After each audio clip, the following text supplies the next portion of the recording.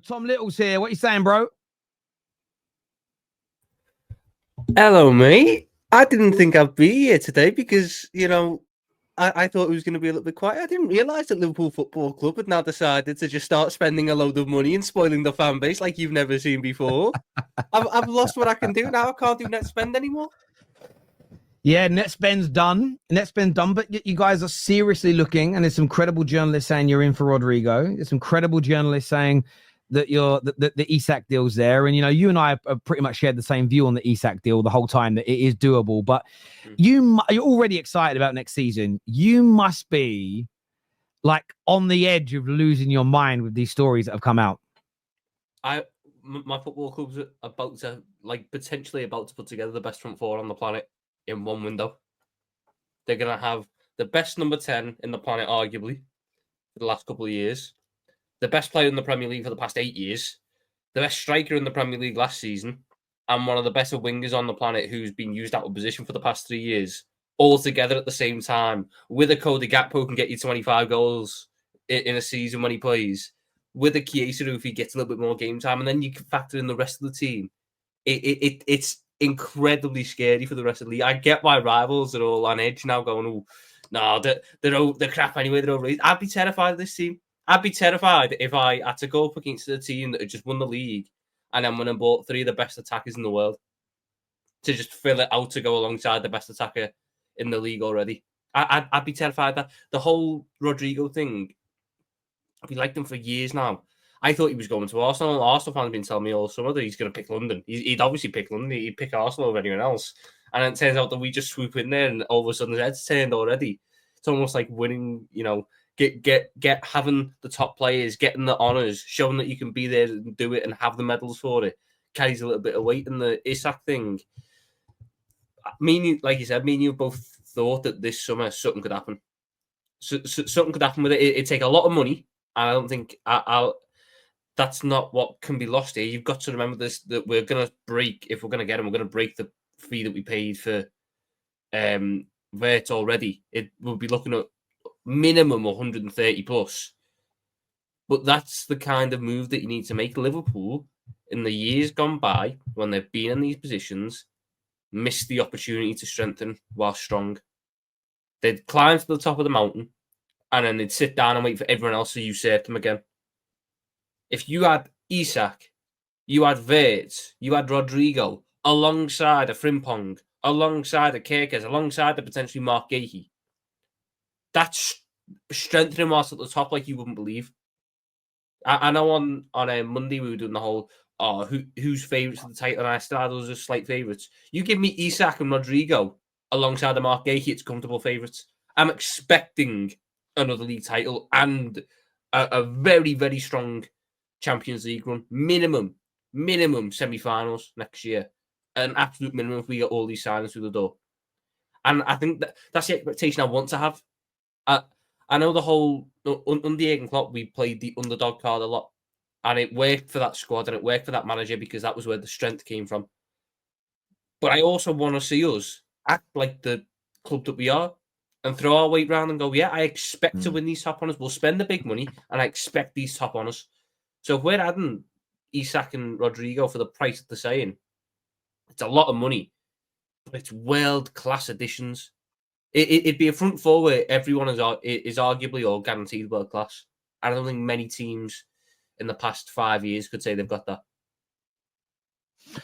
I agree with what you're saying. I think I like the expectation point. You can't do this and then not expect multiple major honors over a 4 or 5 year period. I think that would be absolutely crazy. I think you're also, I think you're doing the right thing in future-proofing Mo Salah. And what I mean by that is, I think if you try and go for a like for like replacement, it's going to flop. Yeah. And I think even on a perspective stat level, it will flop because I don't think you'll sign another right winger that would deliver like him. So what you're doing is you're adding the Vertzes and Rodrigos and Isaks. Isak probably is going to be the guy to take the burden of goals away so that when he does go Mo Salah, you've already got new goal scorers and match winners. Mm-hmm. Then the new right winger comes in and yes, they're playing in his position, but there isn't this, we need someone to come in and get 40 goals, 50 GA a season. Mm-hmm. that kind of pressure on someone replacing one of your greatest ever players, maybe your greatest ever player by the time he leaves, let's see what you win. That's a pressure that it's so smart to create a situation where you don't need someone to just replace. You don't want someone coming in to have to replace every facet of Mo Salah: goals, match-winning ability, consistency, position. It'd be nice to have someone that comes in and takes some of those goals and assists and match winners, plays in the position, but the pressure's on other key members of the squad. So I think it's very, very clever indeed. You go into it next when Salah goes in 2 years' time, which is the most likely outcome. But you've got an Isak and you've got a Verts, and you're going, look, Salah will give you 50 goals and assists a season, but Florian Wirtz is going to give you 20. Isak is going to pick up the goal scorer mountain. So what you can do with the winger then is change how it plays, because Mohamed Salah is brilliant, but our system for the next 2 years that he's here, even if we had a Wirtz and an Isak, it will be built around Mohamed Salah. He carries that weight. Liverpool are going to build around Mohamed Salah whilst he's here, because he's still the best player in the team. But when he goes, what you do is you then, as you said, you split the mantle to other places, and you can potentially change how you play beyond that point, and we could see a different setup with the wingers. We could see a different lineup with the midfield that's allowed to adapt, because whilst what we do now maximises Mo Salah, to maximise him, something has to change, and that's his defensive work. So players around him are doing a lot more defensive work to make up for the fact that he won't. When he goes in 2 years' time, most likely, we'll buy a winger who won't have that same level of stature and won't be allowed to sit there on day one and go, I can't run back. And the manager goes, okay.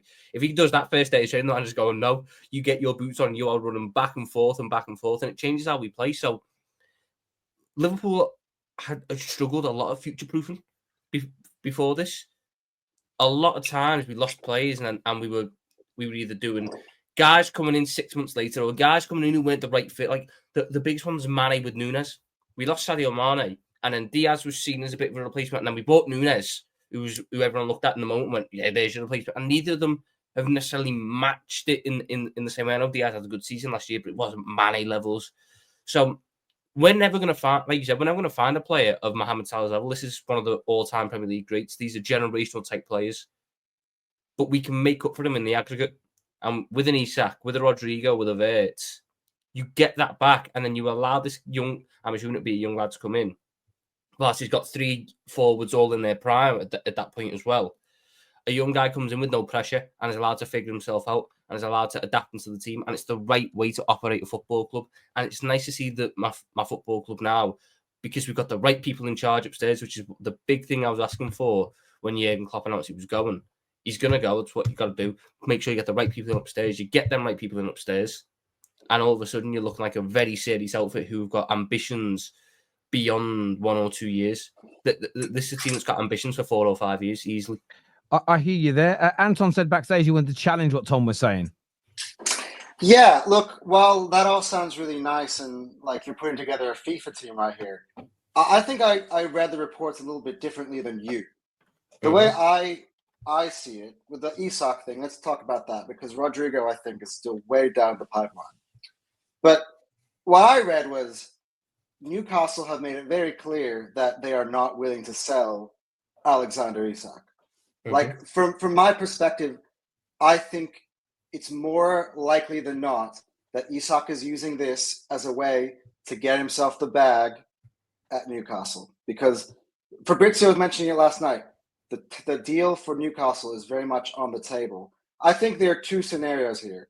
One scenario is you guys basically get them to back off and you take Ekitike, or they keep Isak and they're going to go pay Isak and they're going to get Ekitike anyway and have both. Like that's just that I think we're reading between the lines here, and we're assuming you're seeing it because it's like, oh wow, we're actually talking about it now. But if you actually read what Ornstein has said and what Fabrizio has said, they're still saying that the stance of Newcastle is the player is not for sale. And I get what Terry has said, like Liverpool aren't going to go in for this deal unless they know from the player that he's interested. And from my point of view, I'm just thinking, of course the player would be interested in Liverpool. I just don't think that it's necessarily his choice. And the second thing is he could be using that interest because it's going to get him more money at Newcastle. Like that's sort of my thing. So look, I'm not saying it's not going to happen. I just think it's you're partying very early on in the process. Like I remember last year with Zubimendi. You guys all thought you guys were getting Zubimendi. You guys all thought you guys were getting Caicedo. You have a history of doing this. And I feel like this is the 2025 version of Liverpool coming in and being like, yeah, we're going to get a big player, and then getting a famous rejection. And Hassan will be on his channel being like, oh, I want to put a curse on Isak. I hope there's a bug in his food. Like, I'm telling you, this is the way I see it. So I hear that. I don't think Liverpool allow it to get to a point because from my understanding, Isak and Ekitike target 1 and 2 for us. I don't think Liverpool allow both of them to go away this summer. We need a striker this summer, so I think we're going to get target 1 or 2, whether it is Isak or Ekitike. Newcastle are never going to come out and say they want to sell Isak because then that weakens their stance. So I'm not shocked to see that Newcastle have been coming out and saying, oh, he's not for sale at any price. That's our same stance as it's been for how many months now, and we're going to play them in a front two, even though no team plays a 4-4-2 anymore. Bar Simeone's Atleti, like no team in the Premier League's played 4-4-2 successfully since like 2015-16 with Leicester. So again, it comes between reading the lines, and I'm not saying for sure we get Isak. There is a world where Newcastle go, look, we've got to pick between one or the other. Let me just keep the world class guy. And we'll go next year and we'll see if we can find a new guy next year. But the whole point of I don't think Isak signs that new deal unless there's like a guaranteed release clause, which is like around about 100 million. Because I don't see what strength he gets from signing a new deal. The money Newcastle can pay, because Newcastle want to give him a new contract, it was stated very obviously at the time that was reported, Newcastle's best offer cannot come close to Liverpool's. If Newcastle can offer 200 grand a week and make him their highest paid player in their history, Liverpool can offer 300, and he's still not even top 2 for us. So I think that's the part. The whole agent thing as well. The whole idea that this is run by agents, the whole story, that's not a good thing for Newcastle as well, because an agent's not going to start putting these stories out, contacting the top journalists, stoking the fire, without more than just a word from his client. Oh, I wouldn't mind that. His client will have sat there and went, if you can make that happen, I want to really see that through. I think this is just what transfers are. It's a cat and mouse business. Newcastle want to maximise how much money they can get if they have to sell him. So if Isak comes to them privately and goes, listen, I want to move to Liverpool, they can't. They're going to want to try and make sure that out in public, it still looks like they've got a strong negotiating spot. So when it comes down to it, and we pay 140, 150, they go, look, it was out of our hands. What can we do when it's British record fees bouncing around? And like I said, there's also the world where it comes across and they go, look, we'll keep Isak for another year. We'll have to let Ekitike go because we can't match Liverpool. And I think it's pretty obvious that if Ekitike gets to choose between being the second striker at Newcastle or the starting striker at Liverpool, I think we know which one he picks. So they have to sacrifice Ekitike for a year and then hope that by next summer the perfect guy's available on the market, because I don't think Isak lasts more than another 12 months at Newcastle. I think he's outgrown them at that point. Fairs. Anton, appreciate you jumping on, mate, and having your say. All good. Thanks, my man. Thank you very much indeed.